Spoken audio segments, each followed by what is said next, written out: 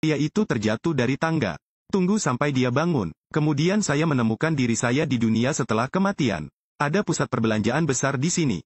Utusan dunia bawah memperkenalkan, kebajikan yang dikumpulkan seseorang sebelum kematian dapat ditukar dengan uang. Gunakan uang itu untuk membeli wajah dan bakat di kehidupan selanjutnya. Bahkan kondisi keluarga yang unggul. Misalnya 800.000 yen bisa membeli bakat baseball. Kemudian di kehidupanmu selanjutnya, kamu akan menjadi bintang bisbol. Tapi kalau saya punya 96 juta yen, kemudian Anda bisa membeli hadiah Nobel. Kemudian di kehidupan selanjutnya dia akan menjadi seorang jenius sastra. Pria itu hanya punya 6 koin menyedihkan. Utusan itu mengatakan bahwa sebelum dia meninggal, dia melakukan hal-hal buruk. Itu sebabnya saya sangat miskin. Tiba-tiba terdengar tawa di kejauhan. Ternyata setiap orang perlu menarik hadiah. Mari kita lihat kita akan bereinkarnasi ke dalam kehidupan selanjutnya. Beberapa orang memenangkan kehidupan selanjutnya sebagai manusia. Tentu saja akan menyenangkan, tapi seseorang menang dan menjadi serangga.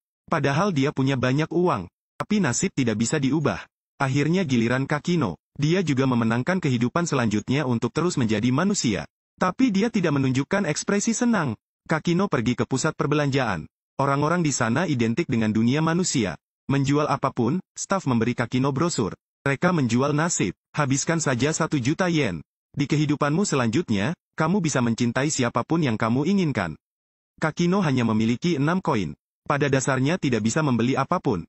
Ia terus berjalan tanpa tujuan. Secara kebetulan melihat seorang anak laki-laki. Anak laki-laki itu menyukai bisbol. Jadi di kehidupanku selanjutnya, aku ingin menjadi berbakat dalam bisbol. Tapi anak laki-laki itu terlalu miskin. Anak laki-laki itu tidak sanggup menanggung jumlah 800.000 yen. Aku tidak punya 1 sen pun. Apa? Kebajikan yang Anda kumpulkan telah terbuang sia-sia. Kakino sangat penasaran. Hal buruk apa yang bisa dilakukan seorang anak laki-laki sebelum dia meninggal? Hanya menghasilkan tidak sampai 1 sen. Anak laki-laki itu agak menyedihkan. Dia menderita penyakit yang tidak dapat disembuhkan dan perlu pergi ke luar negeri untuk berobat. Sayangnya, keluarganya terlalu miskin. Tidak mampu menanggung biayanya. Itu sebabnya orang tuaku bertengkar setiap hari. Bahkan bertengkar hingga bercerai. Bocah itu tidak mau melibatkan orang tuanya. Jadi saya sendiri yang melepas saluran udaranya. Bunuh diri di dunia manusia adalah kejahatan serius. Semua kebajikan anak laki-laki itu lenyap. Situasi itu membuat Kakino sangat sedih. Anak laki-laki itu juga orang yang menyedihkan sepertimu. Kali ini anak laki-laki itu bertanya lagi pada Kakino. Apa yang ingin kamu lakukan di kehidupan selanjutnya? Jika aku harus mengatakannya, aku ingin mengubah pandanganku. Tapi aku punya matamu. Kakino tidak menjelaskan kenapa dia ingin mengubah pandangannya. Dia menganggap anak itu sangat menyedihkan, jadi dia memberinya 6 sen. Untuk anak laki-laki itu. Namun, bocah itu tidak mengeluarkan uang untuk dirinya sendiri. Anak laki-laki itu membawa Kakino ke toko ortopedi. Ada berbagai macam mata di sana. Harganya sangat murah. Anak laki-laki itu memilih mata biru. Beritahu Kakino untuk mencobanya. Aku ingin melihat bagaimana kamu memakainya. Tidak tahan untuk menolak. Kakino hanya bisa mencobanya sekali. Matanya menjadi biru. Selain itu, ini sangat lembut. Kakino tiba-tiba menangis. Kenangan menyakitkan dari kehidupanku sebelumnya juga muncul kembali. Karena matanya terlihat sangat galak. Saat aku bersekolah, aku sering dibuli oleh teman-temanku. Dia sendiri jelas-jelas tenang, tapi para pengganggu masih berpikir seperti itu. Matanya menantang. Kemudian pelanggan itu pergi karena tatapan matanya yang tajam. Oleh karena itu, Kakino mendapat banyak hukuman. Hasil akhirnya dipecat. Apa yang sedang kamu lakukan? Untuk apa kamu melihatku? Mata itu membuat hidup Kakino tidak bahagia. Kakino juga sangat kesepian dan putus asa. Hari itu, kehangatannya muncul. Kakino bertemu dengan seorang gadis. Namanya Yasin, meski tampak pucat. Tapi saat dia bertemu Kakino, dia tersenyum cerah. Pertemuan itu mengubah hidup Kakino. Mereka menjadi teman. Yasin sangat menyukai mata Kakino. Saya suka mata Anda, karena di matamu kamu melihat kesedihan, kata Yasin. Sejak saat itu, dia mengetahui bahwa tubuhnya tidak sehat, kecuali cairan infus di rumah sakit. Sepanjang waktu dia memikirkan hal itu. Mengapa nasib begitu tidak adil? Semua kemalangan menimpanya. Pertama kali aku melihat matamu, aku merasa kamu sangat mirip denganku. Gitu saja, takdir mendekatkan kedua orang itu. Yasin menjadi penerang dalam hidupnya. Matanya lebih lembut, juga jatuh cinta dengan gadis yang tersenyum itu. Akhirnya ada satu hari, Kakino membeli karangan bunga untuk menyatakan cintanya kepada Yasin. Ketika sampai di depan pintu, dia mendengar ibu Yasin menangis. Maaf, Bu, aku minta maaf.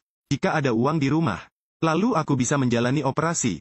Ternyata penyakit Yasin telah menghabiskan seluruh uang yang ada di rumah tersebut. Penyakitnya bisa disembuhkan, tapi padahal aku meminjam semua teman dan saudaraku. Masih tidak mampu membayar biaya operasi. Hal ini membuat Kakino sangat sedih. Dia membenci dirinya sendiri karena tidak berguna. Aku benci diriku sendiri karena miskin.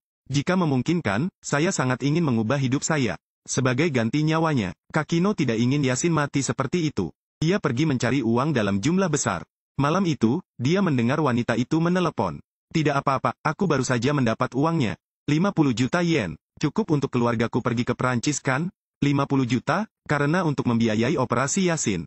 Kakino telah menempuh jalan tanpa jalan kembali. Dia mencuri tas buku wanita itu. Biarkan orang lain menangis. Dia mulai mempertaruhkan nyawanya dan melarikan diri. Dan di dalam tas itu ada 50 juta yen. Kakino merasakannya. Anda hanya merampas kesempatan orang lain untuk pergi ke Prancis. Namun nyawa Yasin bisa terselamatkan. Ia membawa uang itu ke rumah sakit. Bohong kalau orang baik menyumbang ke Yasin. Tak lama kemudian polisi datang mencarinya. Kakino mulai melarikan diri. Dia melarikan diri, awalnya dia bermaksud mengaku. Hingga saat ini, ia masih ingin melihat Yasin pulih. Karena panik, Kakino terjatuh. Begitu saja, hidupnya berakhir. Dalam hidup ini, dia tidak memiliki cinta. Hanya saja aku masih belum bisa melepaskan Yasin. Tapi dia tidak menyangka hal itu. Dia mendengar suara familiar di dunia bawah. Kakino, aku masih ingin bertanya padamu. Kenapa kamu melakukan hal bodoh itu? Yasin bergegas ke pelukannya. Kakino merasakannya sekarang. Ternyata operasinya tidak berhasil. Yasin tetap meninggal. Mereka baru saja mendapat kesempatan untuk bertemu lagi. Dia masih berusaha keras untuk bertahan hidup. Jadi dunia bawah menghadiahinya sejumlah besar uang. Tapi Yasin membawa semua uang itu untuk membeli jimat takdir. Dengan ini, mereka akan tetap bersama di kehidupan selanjutnya. Karena supaya kita bisa bertemu lagi. Pada titik ini, Kakino tidak dapat menahan diri lagi. Hidupnya sangat menyedihkan, tapi sekaligus sangat beruntung. Aku bisa bertemu dengan seorang gadis yang peduli padaku seperti itu. Hidup ini sangat berharga. Kakino menitikkan air mata. Dia menangis tanpa suara, menangis seperti anak kecil. 3 jiwa malang duduk bersama. Yasin memberitahu bocah itu jika dia bisa memilih kehidupan selanjutnya. Dia ingin menukar sepasang mata yang indah. Sayangnya, dia tidak punya uang lagi. Loudspeaker membunyikan peringatan. Perahu menuju dunia manusia akan segera berangkat. 3 orang bersiap untuk pergi ke stasiun feri. Kemudian foto anak laki-laki itu terjatuh. Kakino mengambilnya dan tertegun. Kemana Anda harus pergi sebelum menjalani operasi? Datanglah ke Prancis. 50 juta yen. Keluarga kami akan pergi ke Prancis. Tidak, tolong kembalikan uangku. Kakino mengenali wanita itu dan merampok kantong uangnya. Itu ibu anak laki-laki ini. Karena kamu mengambil 50 juta yen itu. Itu sebabnya bocah itu kehilangan nyawanya. Itu berarti dia mengambil uang yang menyelamatkan nyawa anak itu. Menyalahkan diri sendiri, penyesalan. Semua emosi langsung mengalir ke otak. Kakino tampaknya telah mengambil keputusan. Dia menyuruh Yasin untuk memimpin anak itu terlebih dahulu. Saya akan ke sana sebentar lagi. Namun keduanya lama menunggu di stasiun feri. Aku juga tidak melihat Kakino datang. Waktu keberangkatan tiba dengan sangat cepat. Yasin dan anak laki-laki itu mencari tetapi tidak dapat menemukan Kakino. Saat itu, pembawa pesan sedang memegang nampan kayu. Itu yang diminta Kakino untuk dibawakannya. Di atas adalah mata biru. Ada juga bakat bisbol yang diimpikan anak laki-laki itu. 800.000 yen, dari mana dia mendapatkan uangnya? Saat ini, seorang pria berlari ke stasiun feri. Dia mengatakan dia akan bereinkarnasi sebagai serangga di kehidupan berikutnya. Tapi tadi ada monster, katanya beri saja dia 800.000 yen. Sebagai imbalan atas kesempatan untuk bereinkarnasi sebagai manusia. Aku segera menukarkan uang untuknya. Itu tidak benar. Yasin menemukan sebuah surat. Dia menyadari bahwa monster yang mereka bicarakan adalah Kakino. Dia menulis dalam surat itu bahwa dia telah melakukan dosa. Dalam kehidupan ini, dia tidak bisa menjadi orang baik. Di kehidupanmu selanjutnya, biarkan aku menjadi serangga. Kemampuannya terbatas dan dia tidak bisa banyak membantu Yasin dan bocah itu. Tapi dia masih berharap untuk menggunakan hidupnya sebagai imbalan atas kebahagiaan mereka di kehidupan selanjutnya. Keduanya masih ingin mencari Kakino, namun tetap tidak dapat menemukannya. Kakino berdiri di halte feri lainnya. Diam-diam memberkati kalian berdua. Di akhir cerita, seekor serangga terbang ke rumah wanita muda itu. Sang adik tahu kalau adiknya takut dengan serangga. Ketika dia hendak menghancurkannya sampai mati, saudara perempuannya menghentikannya. Tunggu, biarkan saja. Mengapa? Apakah kamu tidak takut dengan serangga? Karena tidak ada alasan sama sekali. Gadis itu bermata biru. Dia akan melepaskan bak ini. Pada saat yang sama, ponsel ini menghadirkan berita terkini. Seorang remaja dengan bakat alami dalam bisbol Menyapu kompetisi nasional, memenangkan banyak penghargaan kejuaraan. Gadis itu memandang anak laki-laki itu.